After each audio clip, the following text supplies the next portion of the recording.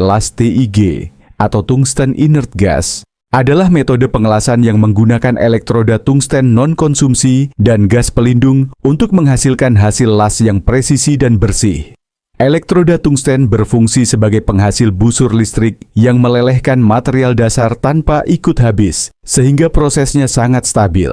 Jika diperlukan, filler rod ditambahkan secara manual untuk mengisi celah pada sambungan atau meningkatkan kekuatan hasil las. Nah, las TIG ini banyak digunakan karena keunggulannya dalam menghasilkan las yang rapi dan estetis. Biasanya dipakai untuk material seperti stainless steel, aluminium, bahkan logam yang tipis sekalipun. Jadi, kalau kamu butuh pengelasan yang hasilnya benar-benar maksimal pakai